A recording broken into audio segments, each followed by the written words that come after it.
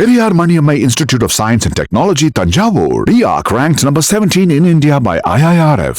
தேர்தலுக்கு பிறகு அதிமுக இரு அணிகளாக பிரிந்திருக்கும் நிலையில் அதிமுக பொதுச் செயலாளர் எடப்பாடி பழனிசாமி மாவட்ட செயலாளர்களுடன் ஆலோசனையில் ஈடுபட்டிருக்கிறார்.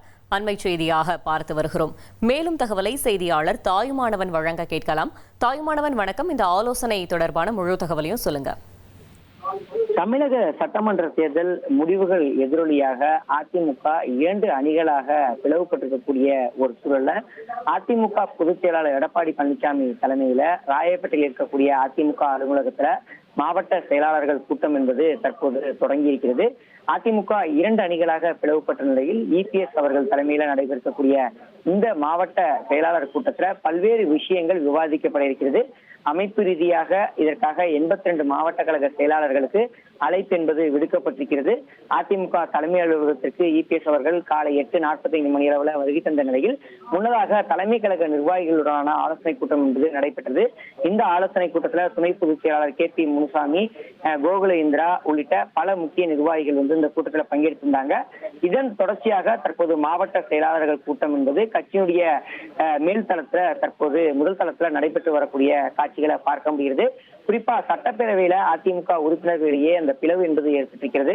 SP வேலுமணி, CV சண்முகம் உள்ளிட்ட 2ஆம் கட்ட முக்கிய தலைவர்கள் எதிர்ப்புக்கு மத்தியில கட்சியினுடைய ஒட்டுமொத்த கட்டுப்பாட்டையும் தக்க வைப்பதற்கு குறித்து இபிஎஸ் அவர்கள் தற்போது இந்த ஆலோசனையில ஈடுபட்டு வருகிறார். திண்டுக்கல் சீனிவாசன், KP முனுசாமி, அக்ரி கிருஷ்ணமூர்த்தி, வெள்ளமண்டி நடராஜன், கோகுல இந்திரா, ராமநாதபுரம் முனியசாமி, வேளச்சேரி அசோக் உட்பட மாவட்ட கழக செயலாளர்கள், தலைமை கழக நிர்வாகிகள் வருகை தந்திருந்த நிலையில இந்த கூட்டம் என்பது நடைபெற்று வருகிறது. குறிப்பா இந்த கூட்டத்துல வருகை தந்திருக்கக்கூடிய பெரும்பாலான மாவட்ட செயலாளர்கள் இபிஎஸ் தான் கட்சியினுடைய பொதுச் செயலாளர் என்ற தீர்மான கடிதத்தோடு வருகை தந்திருப்பதாக தகவல்கள் என்பது இருக்கிறது. இப்படிப்பட்ட நிலையில நடைபெறக்கூடிய இந்த கூட்டத்துல, மாவட்ட செயலாளர் கூட்டத்துல கட்சியினுடைய தோல்விக்கான காரணம் என்ன என்பது குறித்து முதலாவதாக விவாதிக்கப்பட இருக்கிறது. குறிப்பா அதிமுகவை பொறுத்தமட்டில் எதிர்கட்சி அந்தஸ்தையும் இழந்து தற்போது 3வது இடத்திற்கு தள்ளப்பட்டிருக்கிறது. 47 MLAக்கள் மட்டுமே பெற்றிருக்கக்கூடிய நிலையில் அதிமுகவுடைய செல்வாக்கு மிக்க மண்டலமாக இருந்து வந்த மேற்கு மண்டலத்திலும் கணிசமான தொகுதிகளை இழந்திருக்கக்கூடிய நிலையில் என்ன காரணம், இந்த தோல்விக்கான காரணம் என்பது குறித்து இந்த கூட்டத்தின் வாயிலாக விவாதிக்கப்பட இருக்கிறது.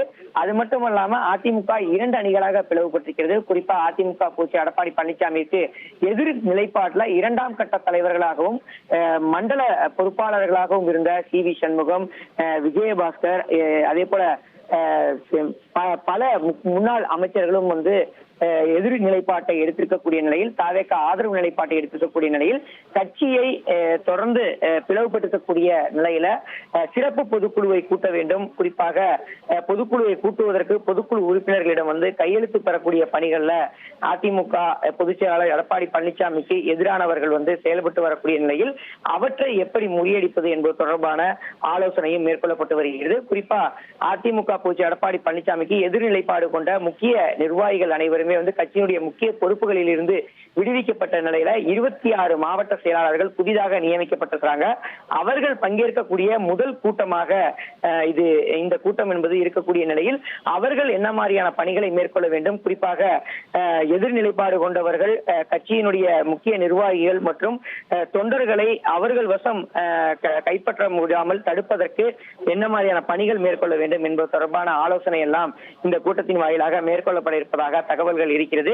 குறிப்பாக அதிருப்தி நிர்வாகிகள் தொண்டர்களை சமாதானப்படுத்துவது தொடர்பாகவும் பல்வேறு ஆலோசனை மேற்கொள்ளப்பட இருப்பதாக தகவல்கள் இருக்கிறது. இந்த கூட்டத்தில் வருகை தந்திருக்கக்கூடிய மாவட்ட செயலாளர்கள் இபிஎஸ் தான் கட்சியினுடைய பொதுச் செயலாளர் என்ற தீர்மான கடிதத்தோடு வருகை தந்திருக்கிறாங்க. அவங்க தொடர்ந்து நேரடியாக இபிஎஸ் அவர்கள் இந்த கடிதத்தை வழங்க இருக்கிறாங்க. அதே போல அந்த சிறப்பு பொதுக்குழு கூட்டுவது தொடர்பாக பொதுக்குழு உறுப்பினர்களிடம் கையொப்பம் பெறக்கூடிய பணிகள்ல CV சண்முகம், SP வேலுமணி தரப்பு முனைப்பு காட்டி வரக்கூடிய நிலையில் அந்த கையொப்பத்தை பொதுக்குழு உறுப்பினர்கள் கையொப்பமிட வேண்டாம் என்பதை இந்த மாவட்ட செயலாளர்கள் வாயிலாக இபிஎஸ் அவர்கள் வலியுறுத்துவார் என எதிர்பார்க்கப்படுகிறது. இப்படிப்பட்ட நிலையில தான் அதிமுக மாவட்ட செயலாளர்கள் கூட்டம் என்பது நடைபெற்று வருகிறது. அது மட்டுமல்லாம சட்ட ரீதியிலான அடுத்த கட்ட நடவடிக்கை என்ன மாதிரியாக எடுக்க வேண்டும் என்பது தொடர்பாகவும் விவாதிக்கப்படுவதற்கு அதிக வாய்ப்பு இருப்பதாக தகவல்கள் இருக்கிறது. குறிப்பாக சொல்ல வேண்டும் என்றால் அதிமுக பொதுச் செயலாளர் எடப்பாடி பழனிசாமி தரப்புல அதிமுக சட்டமன்ற குழு தலைவராக எடப்பாடி பழனிசாமியும், கொறடாவாக அக்ரி கிருஷ்ணமூர்த்தியும் நியமிக்க வேண்டும் என வலியுறுத்தி கடிதத்தை சபாநாயகரிடம் வழங்கியிருந்தாங்க. ஆனா சபாநாயகர் இதுவரைக்கும் எந்த விதமான நடவடிக்கையும் எடுக்கவில்லை. அதே சமயம் எதிர்நிலைப்பாட்டில் இருக்கக்கூடிய சி.வி. சண்முகம், எஸ்.பி. வேலுமணி தரப்பிலும் வேறு இருவரை இந்த பொறுப்புகளில் நியமிக்க வேண்டும் என கடிதம் என்பது வழங்கப்பட்டிருக்கிறது. அந்த வகையில எஸ்.பி. வேலுமணியை அதிமுக சட்டமன்ற குழு தலைவராகவும் கொறடாவாக விஜயபாஸ்கரை நியமிக்க வேண்டும் என கடிதம் வழங்கப்பட்டிருக்கக்கூடிய நிலையில் 2 மாறுபட்ட கடிதங்கள் வழங்கப்பட்டிருப்பதால சபாநாயகர் இதுவரைக்கும் எந்த முடிவும் எடுக்கவில்லை. இப்படிப்பட்ட நிலைதான் சட்ட ரீதியிலான அடுத்த கட்ட நடவடிக்கை எவ்வாறாக எடுக்க வேண்டும் என்பது தொடர்பான ஆலோசனை என்பது இந்த கூட்டத்தின் வாயிலாக மேற்கொள்ளப்படுகிறது. குறிப்பா மகாராஷ்டிராவில் சிவசேனா வழக்கு ஒன்றில் கட்சியினுடைய தலைவர், கட்சியினுடைய பொதுச் செயலாளர் யாரை சட்டமன்ற குழு தலைவராக நியமிக்கிறாரோ அவர்தான் அதிகாரப்பூர்வமாக சட்டமன்ற குழு தலைவராகவும் கொறடாவாகவும் தொடர்வார் என்ற வழக்கினுடைய தீர்ப்பை மேற்கோள் காட்டி அதிமுக பொதுச் எடப்பாடி பழனிசாமி அடுத்த கட்டமாக சட்ட நடவடிக்கைகளை மேற்கொள்ள இருப்பதாக தகவல்கள் என்பதும் கிடைக்கப்பட்டிருக்கிறது. Periyar Maniammai Institute of Science and Technology, Tanjavur. RIAC ranked number 17 in India by IIRF.